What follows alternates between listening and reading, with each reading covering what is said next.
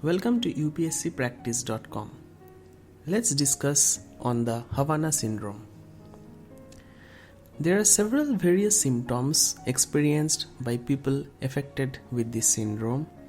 They report a sudden onset of severe headaches, dizziness, and nausea. The mysterious illness is known as the Havana Syndrome.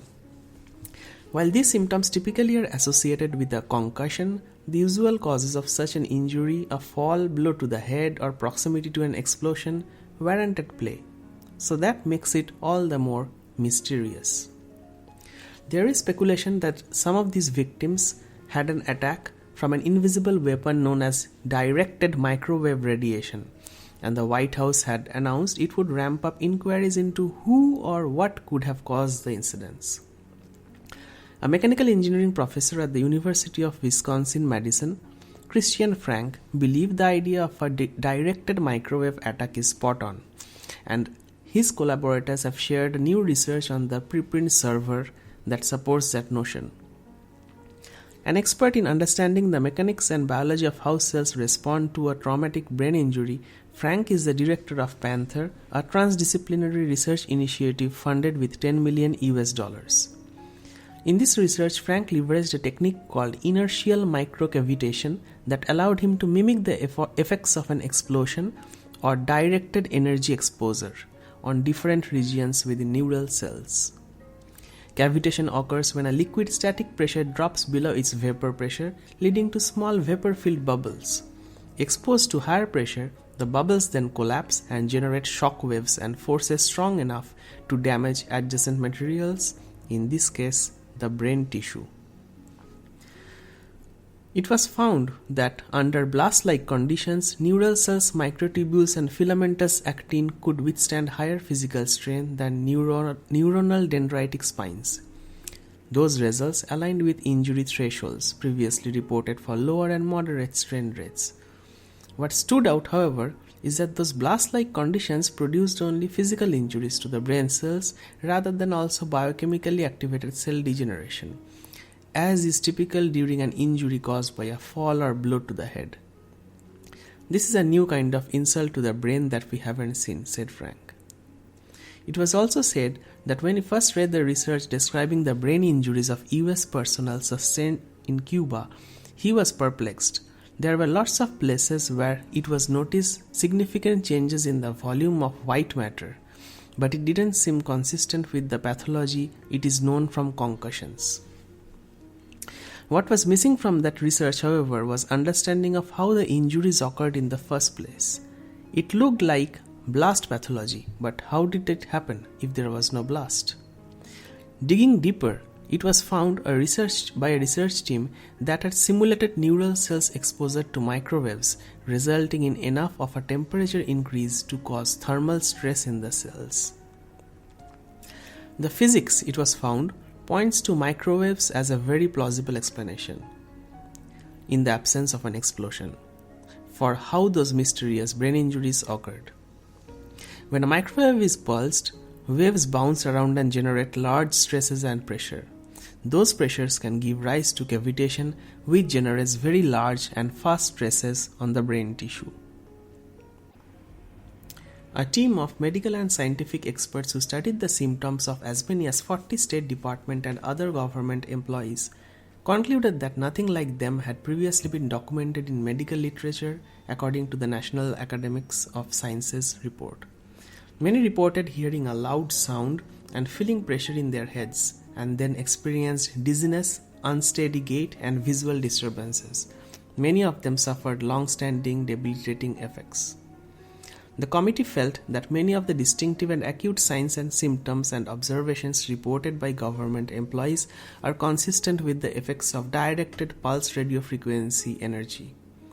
Studies published in the open literature more than half a century ago and over the subsequent decades by Western and Soviet sources provide circumstantial support for this possible mechanism. While important questions remain, the mere consideration of such a scenario raises grave concerns about a world with disinhibited, malevolent actors and new tools for causing harm to others, as if the US government does not have its hand full already with naturally occurring threats.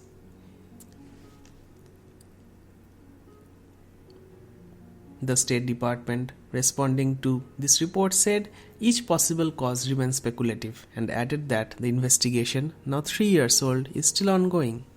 And it has also praised the National Academies of Sciences for undertaking the effort. The State Department offered a long list of challenges of their study and limitations in the data the academies were given access to, suggesting that the report should not be viewed as conclusive.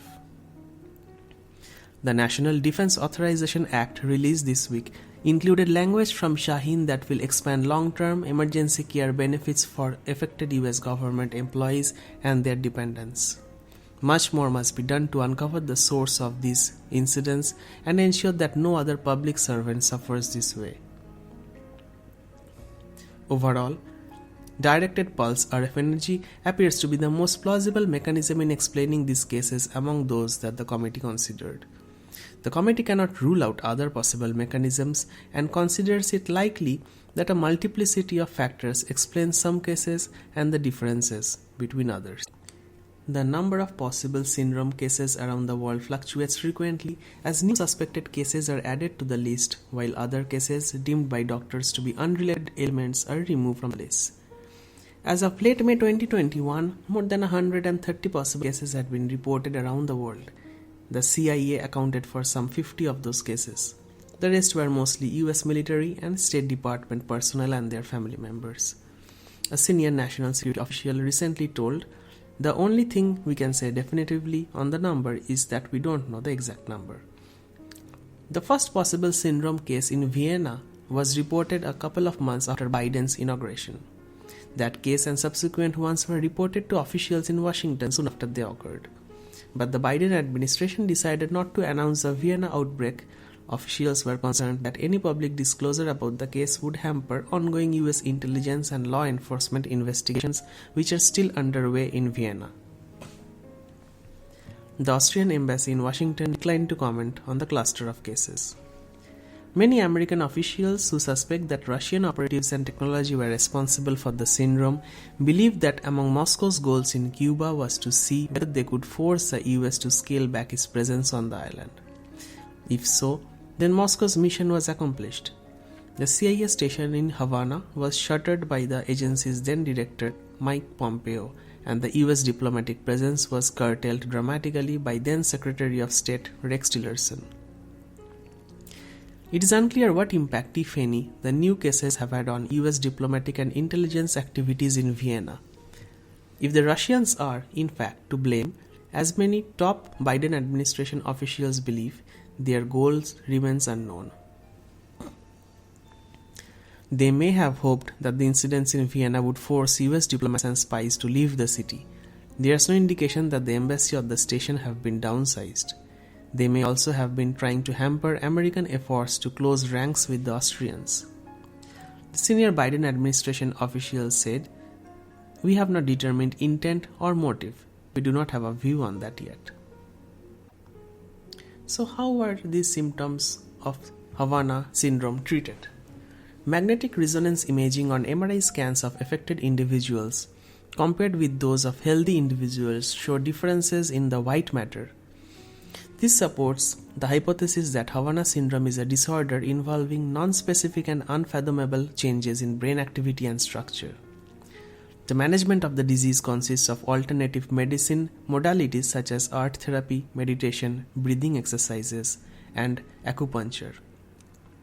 A rehabilitation program consisting of specific neurological exercises administered in 1-hour sessions has been partially successful, but it needs further research. Each such session consists of cognitive exercises comprising repetitive complex movements of the upper and lower limbs, balance exercises, and orthoptic exercises. What is the Havana Act?